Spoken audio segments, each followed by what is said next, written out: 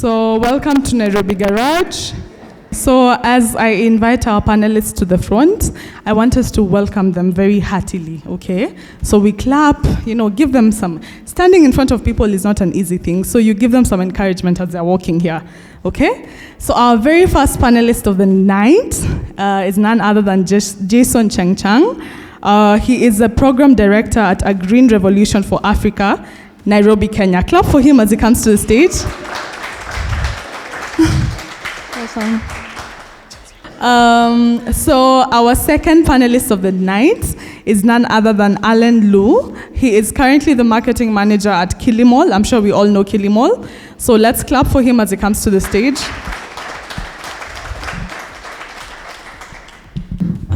Then because we are also very particular about gender equality, we have a female on the panel as well. Her name is April Long. She is the founder of Naskia Handmade. Clap for her as she comes to the front.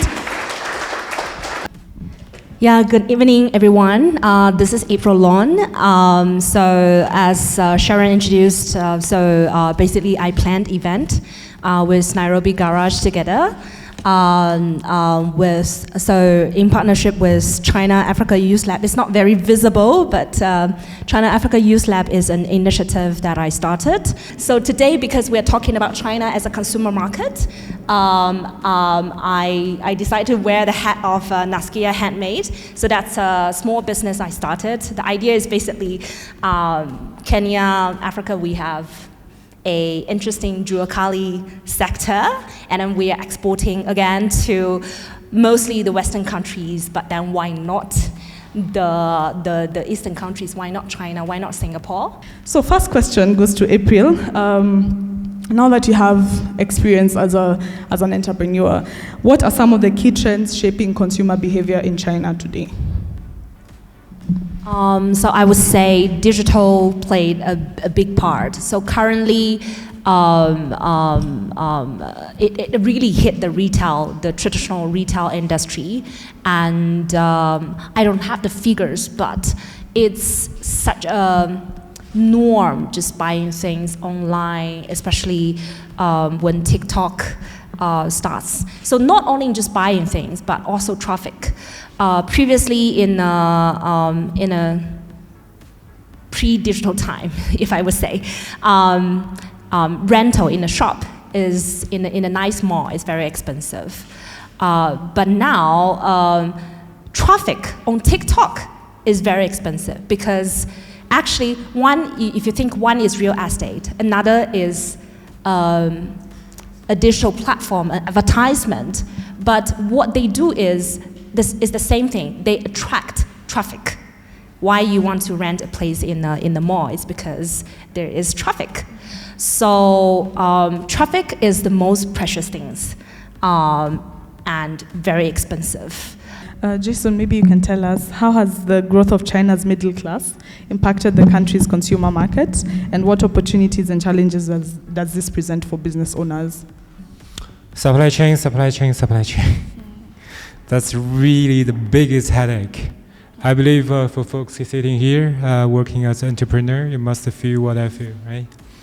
I mean, as Agra, I can help African government to score a huge deal with Chinese government selling African products to China. But am I confident on their deliverable? Can they deliver on time? Because as you know, Chinese, we're very accurate people. We like things to be on time. We like keep the supply chain in control. But sometimes here in Africa, it's kind of a big problem. So if we talk about challenge, I think logistics, supply chain, basically the same thing, is the biggest challenge for Africa facing this huge consumer markets in China. Thank you. Alan, maybe you can tell us how, as Kilimall, you're leveraging technology to be able to help consumers and business owners from different parts of the world to be able to trade.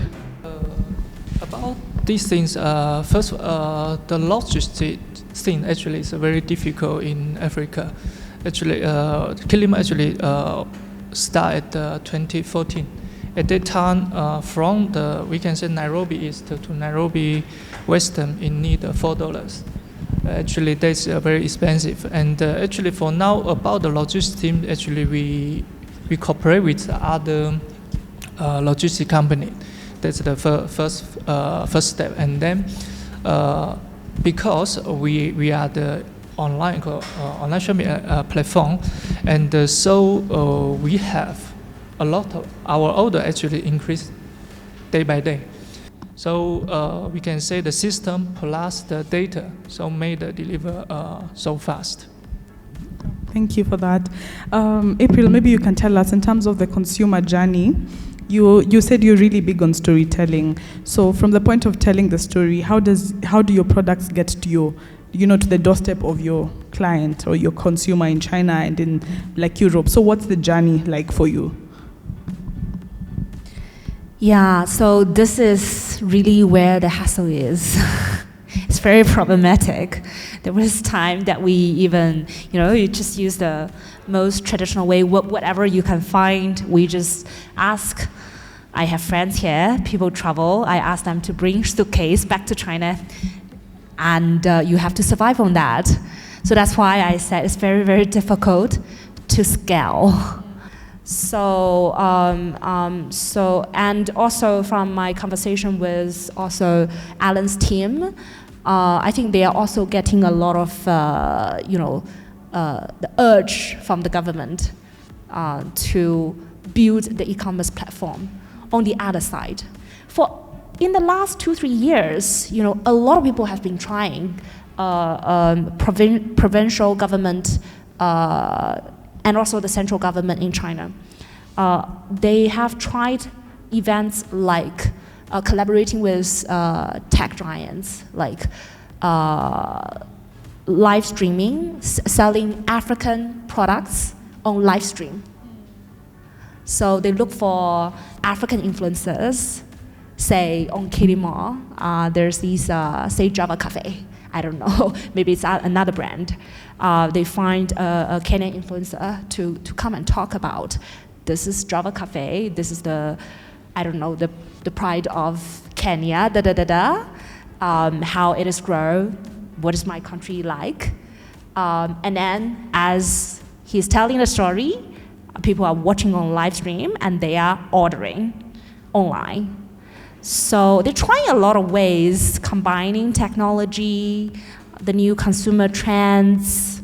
I think apart from the challenge that Jason mentioned, is still logistic is a hassle. It's a bit difficult to scale up because it's difficult to standardize.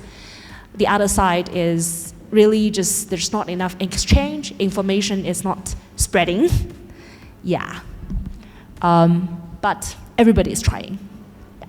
Thank you so much for that. I think we've learned something new about the live stream. So is there anyone who has a question?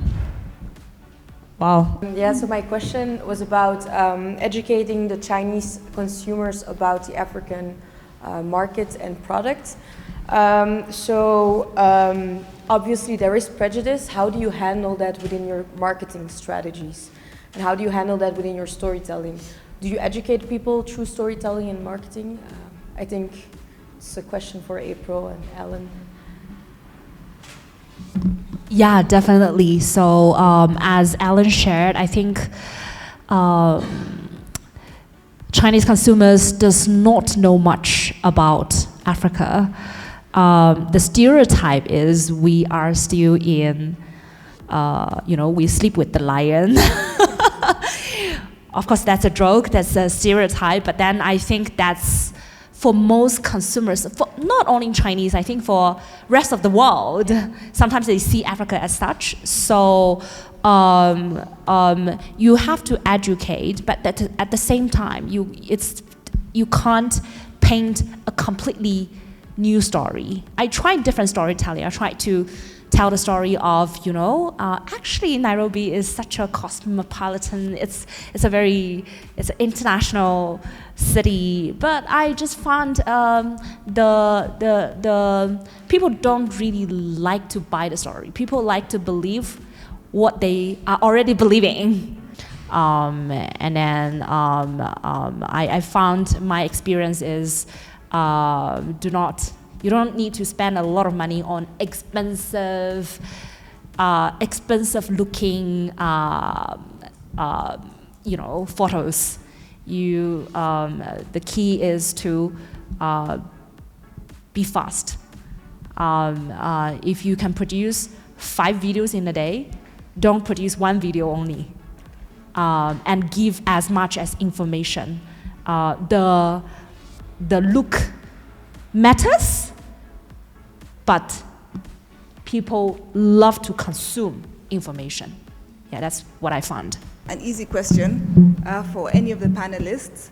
Have you seen any African brands successfully penetrate the Chinese consumer market? If there are no African brands, do you know any global brands that were able to successfully transition to the Chinese market? I know the brand is avocado, we support it. But due to our policy, I cannot say their names. They're currently the best-selling avocado in Beijing, Shanghai, Shenzhen, all the top-tier countries in China. Each of that avocado costs $2.5 in China. Yes, they're Kenyans. Kenyan company, Kenyan avocado. Oh, thank you very much. My question to Jason. If I want to export avocado and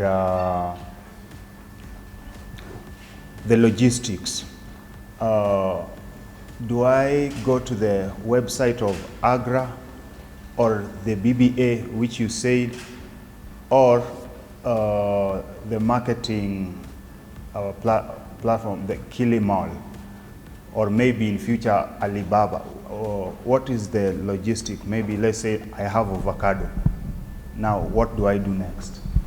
So you do know there is a Kenyan Association of Avocado Farms or Avocado Farm Association Kenya? Sorry, I forgot the name.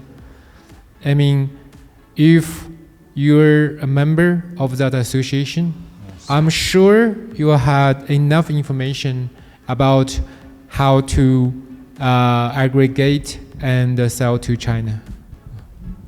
Yeah, so please contact the Kenya Association of Avocado Farmers. Thank you everyone for your questions. I think we'll end there for today. Thank you so much to our panelists. We can clap for them.